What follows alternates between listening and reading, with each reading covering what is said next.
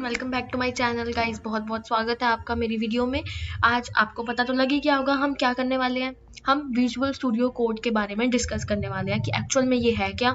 हम इसकी पूरी की पूरी इंस्टॉलेशन प्रोसेस देखेंगे और साथ ही साथ इसकी कुछ वर्किंग देखेंगे कि इसमें क्या क्या फीचर्स हैं जो आपको कोडिंग करने में बिल्कुल हेल्प कर सकती हैं। ठीक है, तो ज़्यादा बातें ना करते हुए 5 मिनट पहले, 5 भी नहीं, 2-3 मिनट हम इसके बारे में पढ़ लेते हैं कि एक्चुअल में ये है क्या, ताकि जो बच्चे जो अभी अभी अपने कॉलेज में आए हैं, अभी अभी कोडिंग फील्ड में आए हैं, जिन्होंने अभी कोडिंग करना स्टार्ट करा है, पता लगे कि एक्चुअल में ये है क्या। ठीक है, तो गाइस बिल्कुल भी परेशान नहीं होना, एंड तक इस वीडियो में बने रहिए। मैं आपको VS कोड इंस्टॉल करवाऊंगी, उसकी वर्किंग बताऊंगी।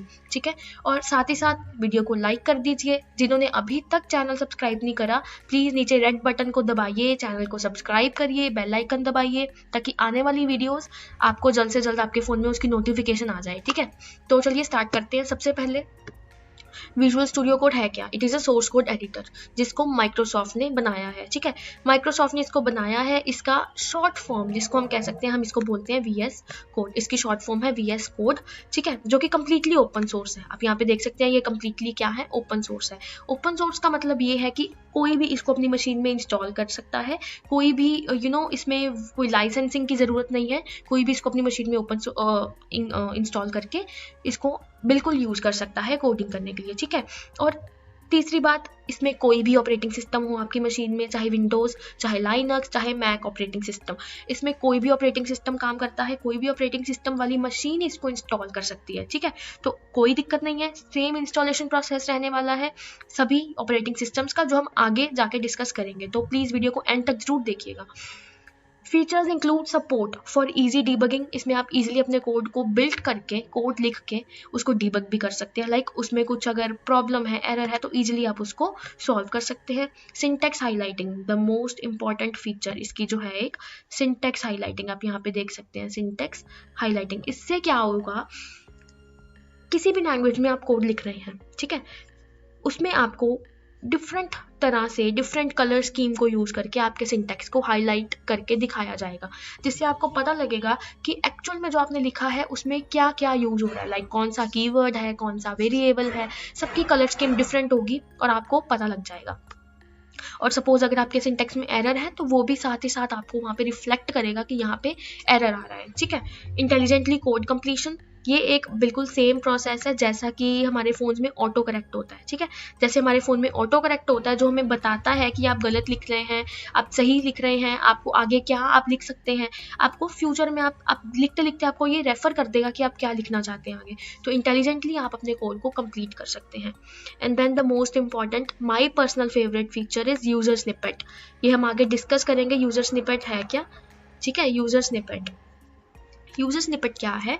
इसमें आप अगर कुछ कोड है, ठीक है, जैसे C का कोड है या C++ का कोड है, जिसमें आपने कुछ जो स्ट्रक्चर की जो कोडिंग होती है, जो स्ट्रक्चर की लाइंस होती है, like hash include IO stream, जैसे C++ में मैं आपको बता रही हूँ, जो C++ कर रहे हैं उनको तो ईजिली समझ आ रहा होगा कि मैं क्या बता रही हूँ। तो hash include IO stream, int main, ऐसी कुछ लाइनें जो हमने हर बार अपने कोड में इंक्लूड करनी है, उसको बार बार लिखने के बजाय हम एक ही बार यूज़र स्निपेट में लिख के उसको सेव कर सकते हैं और अपने यूज़र स्निपेट को बार बार अपने हर कोड में यूज़ कर सकते हैं विदाउट कोडिंग करे एक्चुअल में। ठीक है, कैसे होगा हम आगे देखेंगे। ठीक है, और आप इसमें आप इसमें गिट को भी एम्बेड कर सकते हैं। आप अपने कोड को गिटहब में डाल सकते हैं, आप अपने कोड को शेयर कर सकते हैं। ठीक है, पांचवी बात, विजुअल स्टूडियो कोड बेस्ट है फॉर एवरीथिंग, नो डाउट। बहुत सारे हमारे पास एडिटर्स हैं, लाइक सबलाइम है, नोटपैड++ है, और भी बहुत सारे हैं। मैं ये नहीं कह रही कि वो गलत है, अगर आप वो यूज़ कर रहे हैं ऑलरेडी करिए, नो डाउट। बट मेरा पर्सनल फेवरेट है VS कोड। इसमें बहुत सारे और फीचर्स हैं जो हम आगे अभी डिस्कस करेंगे VS कोड को देखकर। ठीक है, आप इसमें पावरफुल टूलिंग आपको मिलती है इसमें, not just for Python, Microsoft stack, but also for C++, Java script और बहुत सारी लैंग्वेजेस हैं जिसमें आप बेझिझक आप इसमें कोडिंग कर सकते हैं। ठीक है, उसके बाद है VS कोड। इसमें आपको सबसे ज़्यादा जो मिलने वाला है ना, सबसे अच्छी जो फीचर है इसकी, वो है वेब डेवलपमेंट की। आप इसमें ईजिली वेब डेवलपमेंट कर सकते हैं। ठीक है, वेब डेवलपमेंट की बहुत सारी लैंग्वेजेस हैं, like HTML, CSS, JavaScript, JSX, react, उस सब लैंग्वेजेस को आप यूज़ करके इनफैक्ट कंबाइन करके आप इसमें एक बहुत प्यारी प्यारी बहुत सुंदर सुंदर वेबसाइट्स डेवलप कर सकते हैं, ठीक है। तो VS कोड बेस्ट होने वाला है। अगर आप VS कोड यूज़ कर रहे हैं ना, तो ट्रस्ट मी, आप टाइम के साथ टाइम टू टाइम एक अच्छे कोडर ही बनेंगे, ठीक है। Delightfully frictionless edit build debug cycle, इसका एक साइकिल है जिसमें आप कोड को बिल्ड करते हैं, एडिट करते हैं, साथ ही साथ उसको डीबग भी करते हैं। ये एक तरह से साइकिल है जो आपको हेल्प करता है अपने इन्वायरमेंट से मत्था मारने से बचाता है। इनफैक्ट अगर पंजाबी में बोलें कि मत्था मारना, किसी चीज़ से मत्था नहीं मारना पड़ेगा आपको। आप इजीली अपने कोड को लिख सकते हैं, बिल्ड कर सकते हैं, डेवलप कर सकते हैं without fiddling with your environment and more time executing on your ideas.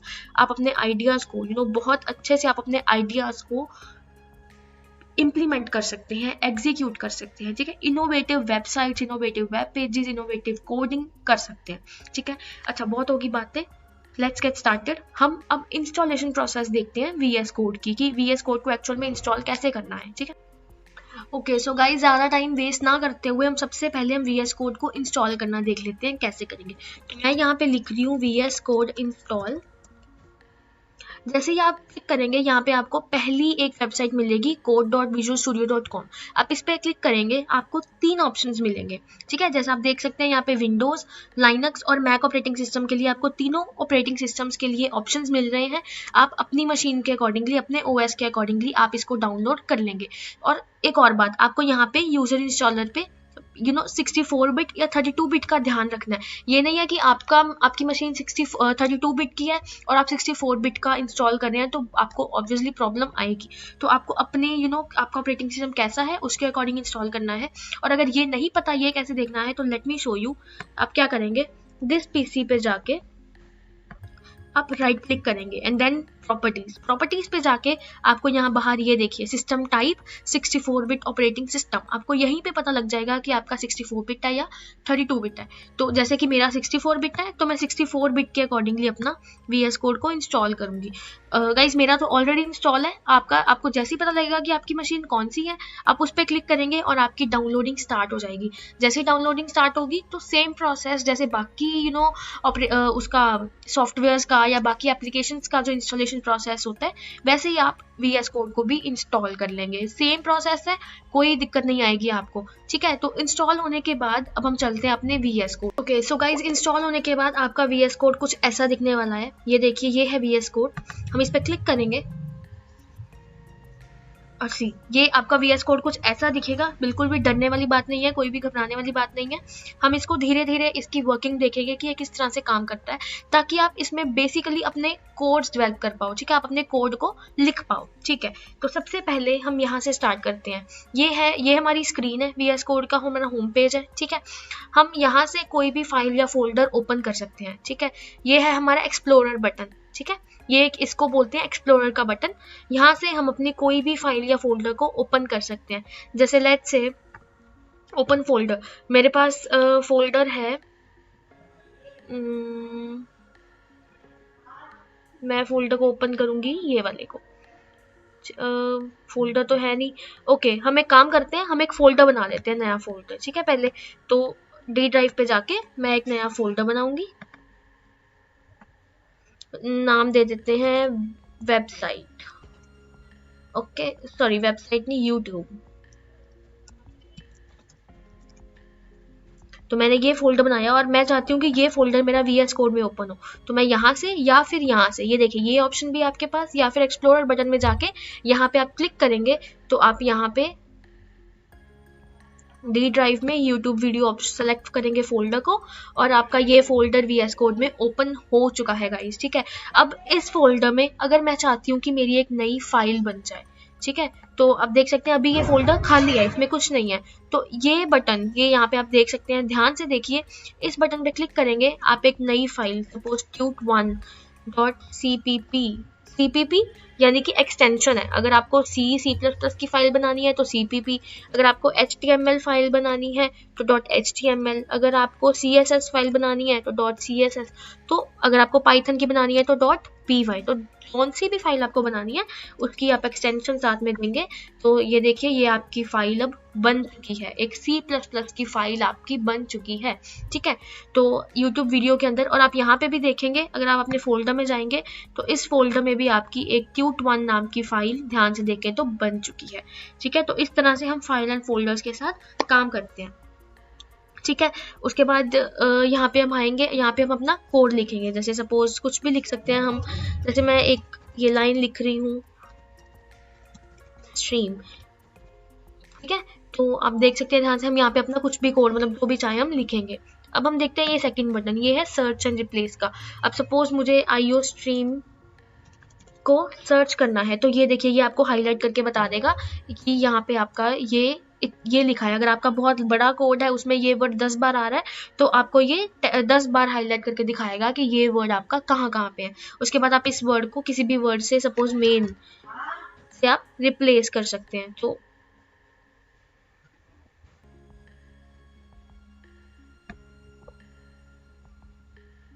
Replace, तो ऐसे आपका वर्ड रिप्लेस हो जाएगा। आप देख सकते हैं, पर ये एरर दिखा रहा है बिकॉज ये सही प्रैक्टिस नहीं है C++ की, तो दैट्स वाई आपको इसने एरर दिखाया। ये भी फीचर आप देख सकते हैं कि जैसे ही आपने यहाँ पे मेन लिखा, आपने कुछ गलत सिंटेक्स लिखा, तो वो आपको एरर दिखाएगा। सी, आपको यहाँ पे ये रेड शो होने लग गया। यही है कलर स्कीम जो मैंने इंट्रोडक्शन में जिसकी मैंने बात करी थी, कि आपको डिफरेंट कलर्स से आपको पता लग जाता है कि कब आपकी फाइल में एरर है, कहाँ पे आप गलती कर रहे हैं। आप ध्यान से देख सकते हैं, ये आपको कोड का एक्शन, यानी कोड में जो एरर है वो दिखाएगा। जैसे ही आप ठीक करेंगे इसको, मैं इसका सही सिंटेक्स लिखूंगी, आप देख सकते हैं एरर अभी गायब हो जाएगा। सी, ठीक है, तो ये है आपकी एक C++ की फाइल जिसमें मैं काम करके आपको अभी दिखाऊंगी। उसके बाद ये है आपका सोर्स कंट्रोल। ये बेसिकली तब काम आता है जब आप गिट या गिटहब आपने इसमें एम्बेड किया हुआ है, वो भी बिगिनर्स को आई नो नहीं पता होगा, हम आगे आगे जाके इसकी बात करेंगे बाकी वीडियोस में। देन मोस्ट इंपॉर्टेंट, ये है आपका एक्सटेंशंस का बटन। ये बटन आपका है एक्सटेंशंस के लिए। मैंने आपको पहले बताया था कि विजुअल स्टूडियो कोड बहुत सारी एक्सटेंशंस को सपोर्ट करता है। इसमें मल्टीपल एक्सटेंशंस हैं जिसको आप यूज करके अपने कोड को और भी अच्छा और अट्रैक्टिव बना सकते हैं। ठीक है, जैसे कि फॉर एग्जांपल C++ के लिए देखें तो हमारे पास एक्सटेंशंस, बहुत सारी एक्सटेंशंस अवेलेबल है। आप खुद अपने अकॉर्डिंग के आपको जो एक्सटेंशन चाहिए, अपनी नीड के अकॉर्डिंग आप कोई भी एक्सटेंशन इंस्टॉल कर सकते हैं। जैसे यहाँ पे ये देखिए, इंटेलिसेंस की ये एक्सटेंशन मैंने ऑलरेडी इंस्टॉल कर रखी है। तो अगर आपने नहीं करी है C++ के लिए, तो आप आराम से यहाँ से ये इसको इंस्टॉल बटन ऐसे ही आपको दिखेगा, आप इंस्टॉल कर सकते हैं। ठीक है, और भी बहुत सारी हैं, जैसे लाइव सर्वर। आपको लाइव सर्वर का काम भी मैं दिखाऊंगी कि ये किस तरह से ये एक्सटेंशन काम करती है। ये आपके जब आप वेबसाइट बनाते हैं, जब आप डेवलपमेंट करते हैं, तो उसको सर्वर, लोकल सर्वर पे अपलोड करती है। ये कैसे काम करती है हम अभी थोड़ी देर में देखेंगे। तो मैंने ये इंस्टॉल कर रखी है। ऐसी बहुत सारी एक्सटेंशंस हैं जो आप आराम से इंस्टॉल कर सकते हैं, जैसे code runner. Code runner extension क्या है, ये आपको एक्चुअली इस प्ले बटन, ये जो प्ले बटन है, जैसे हम एक छोटा सा प्रोग्राम लिख लेते हैं।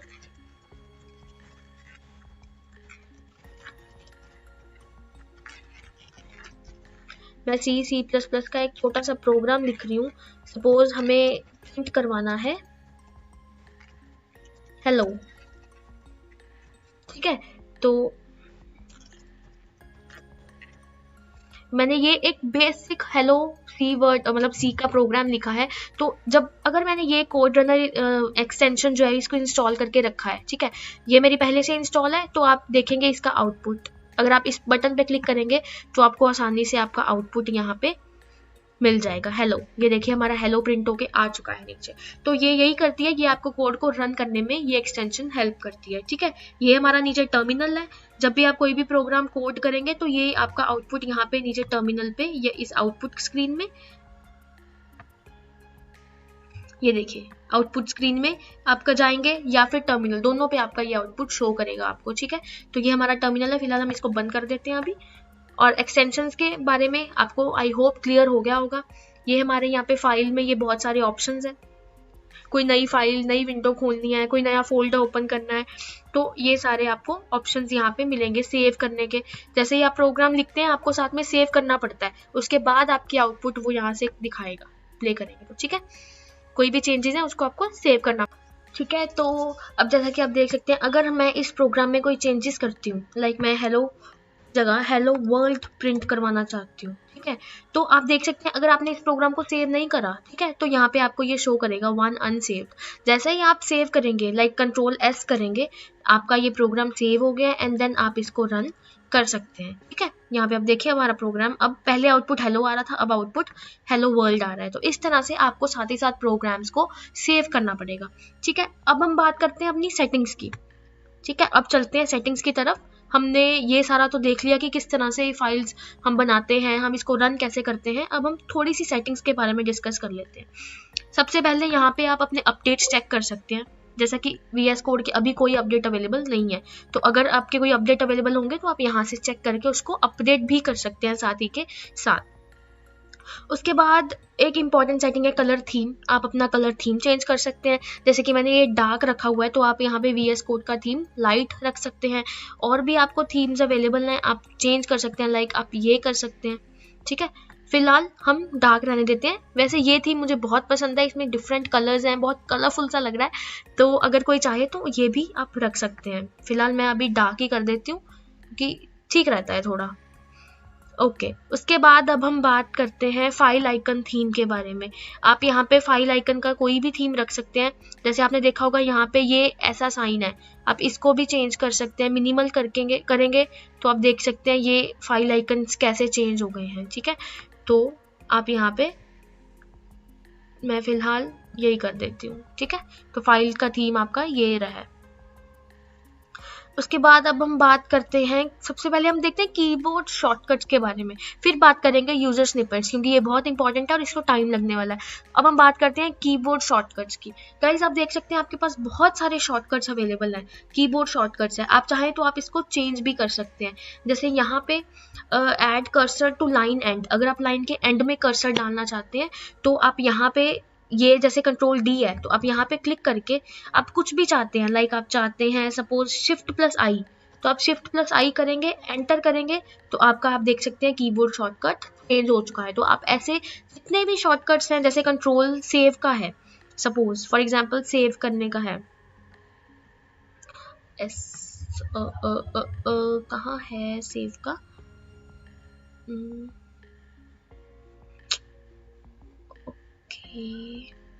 सपोज ये पेस्ट का है कंट्रोल V, ये बहुत कॉमन होते हैं, तो ये तो हम चेंज नहीं करते हैं। आप चाहें तो आप ये भी चेंज कर सकते हैं, पर आप बहुत सारे कीबोर्ड शॉर्टकट्स है जिसको आप चेंज कर सकते हैं। जैसे आप यहाँ पे देखें गो फॉरवर्ड का है, Alt+right एरो, आप इसको भी चेंज कर सकते हैं। तो मैं फिलहाल चेंज नहीं, ये देखिए सेव का, फाइल को सेव करने का आपने कंट्रोल S है, आप यहाँ पे चाहें तो आप कंट्रोल Z कर सकते हैं, एंटर। तो आप ऐसे अपने, फिलहाल चेंज ही कर देते हैं, तो आप ऐसे अपने कीबोर्ड शॉर्टकट्स चेंज कर सकते हैं, ठीक है। तो आप कुछ भी कीबोर्ड शॉर्टकट्स अपने चेंज कर सकते हैं ऐसे, और अपने अकॉर्डिंगली आप इसको रख सकते हैं, यूज कर सकते हैं, कोई दिक्कत नहीं है। जैसे आप कॉपी का भी चेंज कर सकते हैं, ऐसे सारे आप चेंज कर सकते हैं। इसका बहुत ही फायदा होता है कीबोर्ड शॉर्टकट्स का। जैसे ही आप VS कोड को यूज करना स्टार्ट करेंगे, धीरे धीरे यूज करते जाएंगे, आपको पता लगता जाएगा। एकदम से तो सारा पता भी नहीं चलेगा, याद भी नहीं होगा ना। ओके अब बात करते हैं यूजर स्निपेट्स की। यूजर स्निपेट्स बेसिकली बहुत ही बहुत ही अच्छे, एक तरह से एक फीचर है VS कोड की, जो बाकी उसमें भी होगी no doubt, but VS code में मैंने बहुत यूज करी है ये फीचर। मैं आपको दिखाती हूँ कैसे। जैसे अब यूजर स्निपेट, आप यहाँ पे एक अपना स्निपेट बना सकते हैं। मेरे ये 2 एग्जिस्टिंग स्निपेट्स बने हुए हैं ऑलरेडी। अब जैसे ये देखिए C++ का स्निपेट है, मैंने इसका नाम दिया है बेसिक स्ट्रक्चर कोड। ये नाम आप देख सकते हैं जो डबल कोट्स में है, बेसिक स्ट्रक्चर कोड। यहाँ पे मैंने उसकी डिस्क्रिप्शन दिया है, this is a basic structure for C++ program. आप यहाँ पे चेंज भी कर सकते हैं, नो डाउट, ठीक है। उसके बाद जो मुझे चाहिए था स्निपेट में, मैंने वो बॉडी में लिख दिया। लाइक ये जो बेसिक लाइंस होती हैं स्ट्रक्चर की, ये मुझे बार बार ना टाइप करनी पड़े, तो मैंने इसमें लिख के सेव करके रखी है। अब मैं आपको दिखाती हूँ आप स्निपेट को यूज कैसे करते हैं। ये देखिए, आप सपोज अब हम एक नई फाइल बना लेते हैं बेसिक नाम की, ठीक है, basic2.py, अच्छा, अगर आप यहाँ पे एक्सटेंशन ना दें तो क्या होगा? आपने फाइल बनाई, आपने पर कोई एक्सटेंशन नहीं दी, यहाँ पे वो ऑप्शन दे नहीं रहा फिलहाल, पर यहाँ पे पहले वो ऑप्शन देता होता है कि आप अपनी फाइल को क्या कहते हैं वो करें, उसकी एक्सटेंशन बताएं, पर यहाँ पे वो दे नहीं रहा है, कई बार एरर आ जाती है। तो हम यहाँ पे इसको रीनेम कर देते हैं। आप यहाँ से F2 दबा के डॉट एक्सटेंशन दे सकते हैं, टिक रख लेते हैं सिर्फ बेसिक डॉट CPP।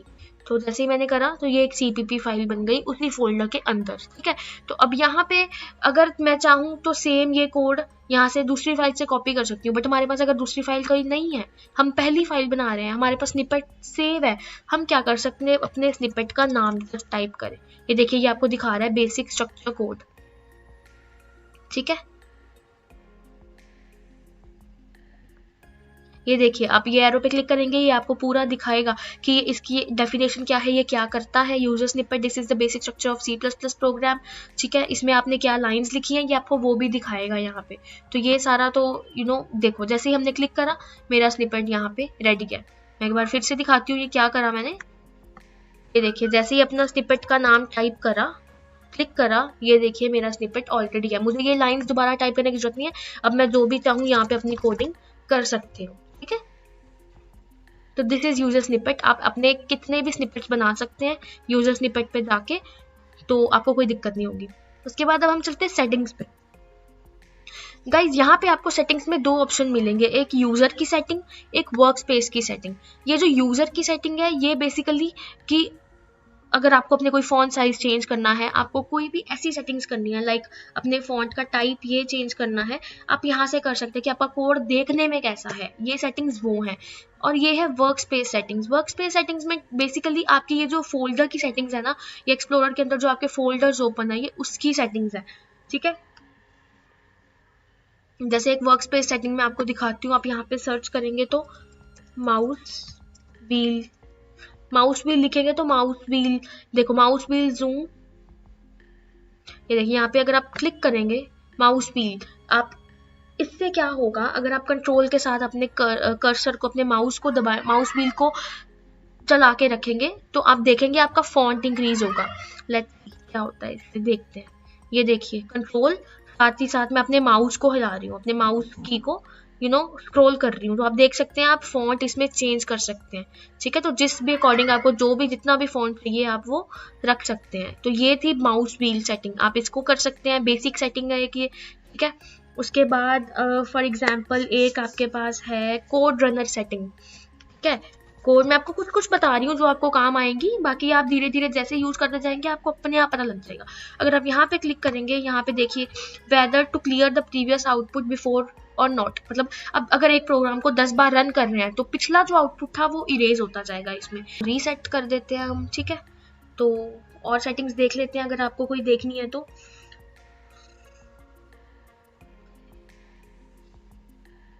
ठीक है, कीबोर्ड शॉर्टकट्स, एक्सटेंशंस, सेटिंग्स, हमने ऑलमोस्ट सारी सेटिंग्स देख ली हैं। अब आप चाहें तो आप अपने VS कोड को आपने इंस्टॉल तो कर ही लिया होगा, अब आप अपनी मर्जी से इसको यूज करें, इसको एक्सप्लोर करें गाइस। किसी भी चीज को बिना एक्सप्लोर करे आपको नहीं आएगी। आप ये वीडियो देख लेंगे बिना इंस्टॉल करे, बिना यूज करे, आपको कुछ समझ में नहीं आएगा, आप अगले दिन भूल जाएंगे भाई। तो क्या करना है, आपको VS कोड आपने इंस्टॉल तो कर ही लिया है, उसको बैठ के 1-1.5 घंटा यूज करना है, देखना है उसमें कैसे वो काम कर रहा है, तभी आपको करेगा। और अगर गाइस एक ऑप्शन, अगर आपको कोई दिक्कत आ रही है VS कोड यूज करने में, तो आप कमेंट सेक्शन में मुझे बता सकते हैं, मैं आपको जरूर रिप्लाई करूंगी। या फिर आप यहाँ पे हेल्प पे जाके आप अपनी जो प्रॉब्लम है उसको रिपोर्ट कर सकते हैं, इशू को, ठीक है। और कोई टिप्स एंड ट्रिक्स है तो आप इसकी वो भी देख सकते हैं, ठीक है।